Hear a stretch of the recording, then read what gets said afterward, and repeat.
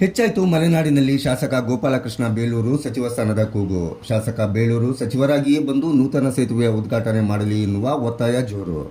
ಮಲೆನಾಡಿನಲ್ಲಿ ಶರಾವತಿ ನದಿಯ ಹಿನ್ನೀರಿಗೆ ನಿರ್ಮಿಸಲಾಗಿರುವ ಹಸಿರುಮುಖಿ ಸೇತುವೆ ದಶಕಗಳ ಕಾಲ ದ್ವೀಪದಂತಾಗಿದ್ದ ಜಿಲ್ಲೆಯ ಹೊಸನಗರ, ನಿಟ್ಟೂರು, ಸಂಪೆಕಟ್ಟೆ, ಎಸ್ಎಸ್ ಬೋಗ್ ಗ್ರಾಮ ಪಂಚಾಯಿತಿ ಹಾಗೂ ಸುತ್ತಮುತ್ತಲಿನ ಗ್ರಾಮಸ್ಥರ ಬಹುದೊಡ್ಡ ಕನಸಾಗಿತ್ತು. ಕೊನೆಗೂ ಈ ಕನಸು ನನಸಾಗುವ ಕಾಲ ಕೂಡಿ ಬಂದಿದೆ. ಕಾಗೋಡು ತಿಮ್ಮಪ್ಪನವರು ಸ್ಪೀಕರ್ ಆದಾಗ ಈ ಸೇತುವೆ ಶಂಕುಸ್ಥಾಪನೆ ನೆರವೇರಿಸಿದ್ದರು.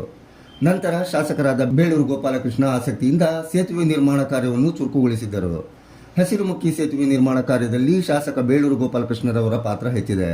ಇದೀಗ ಈ ಭಾಗದ ಜನರ ಸಂಕಟಕ್ಕೆ ಮುಕ್ತಿ ನೀಡುವ ಹಸಿರುಮುಖಿ ಸೇತುವೆ ಉದ್ಘಾಟನೆಗೆ ಸಜ್ಜಾಗಿದ್ದು, ಶಾಸಕ ಬೇಳೂರು ಸಚಿವರಾಗಿ ಬಂದು ಈ ಸೇತುವೆ ಉದ್ಘಾಟನೆ ನೆರವೇರಿಸಬೇಕೆಂದು ಗ್ರಾಮಸ್ಥರ ಒಕ್ಕೂಟದಿಂದ ಕೂಗಾಗಿದೆ.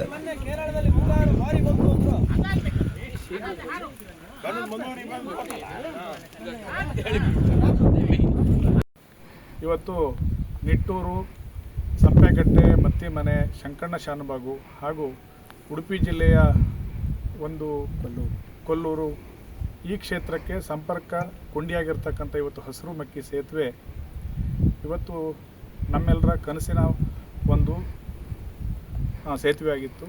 ಆದರೆ ಇವತ್ತು ನಮ್ಮ ಸಾಗರ ಮತ್ತು ಹೊಸನಗರ ವಿಧಾನಸಭಾ ಕ್ಷೇತ್ರದ ನೆಚ್ಚಿನ ಶಾಸಕರಾಗಿರ್ತಕ್ಕಂಥ ಗೋಪಾಲಕೃಷ್ಣ ಸಾಹೇಬರ ನೇತೃತ್ವದಲ್ಲಿ ತ್ವರಿತಗತಿಯಲ್ಲಿ ಇವತ್ತು ಈ ಒಂದು ಸೇತುವೆಯ ಒಂದು ಕಾರ್ಯವನ್ನು ಸಂಪೂರ್ಣಗೊಳಿಸಿ ಇನ್ನೇನು ಇದನ್ನು ಸಾರ್ವಜನಿಕರಿಗೆ ಮುಕ್ತವಾಗಿ ಸಂಚಾರಕ್ಕೆ ಅವಕಾಶ ಮಾಡಲಿಕ್ಕೆ ಇನ್ನೇನು ಕೆಲವು ದಿನಗಳಲ್ಲಿ ಬಾಕಿ ಇದೆ.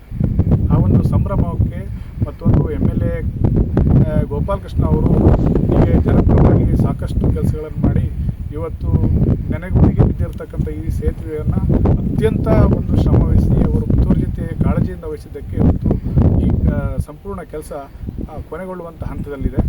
ಇವತ್ತು ಅವರಿಗೆ ನಾವು ಅತ್ಯಂತ ಪ್ರೀತಿಪೂರ್ವಕವಾಗಿ ನಿಟ್ಟೂರು ಕಾಂಗ್ರೆಸ್ ಘಟಕ ಅವರಿಗೆ ಕೃತಜ್ಞತೆಯನ್ನು ಅರ್ಪಿಸ್ತೇವೆ.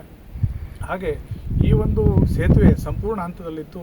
ಇವತ್ತು ಪರಿಪೂರ್ಣವಾಗಿ ಆದ ಮೇಲೆ ಅವರು ಇವತ್ತು ಉದ್ಘಾಟನೆಯನ್ನು ಅವರು ಈಗ MLA ಆಗಿದ್ದಾರೆ. ಅವರು ಗೋಪಾಲಕೃಷ್ಣ ಸಾಹೇಬರು ರಾಜ್ಯದ ಸಚಿವರಾಗಿ ಬಂದು ಇಲ್ಲಿ ಈ ಉದ್ಘಾಟನೆ ಮಾಡಬೇಕು ಅಂತೇಳಿ ನಮ್ಮೆಲ್ಲರ ಆಶಯ.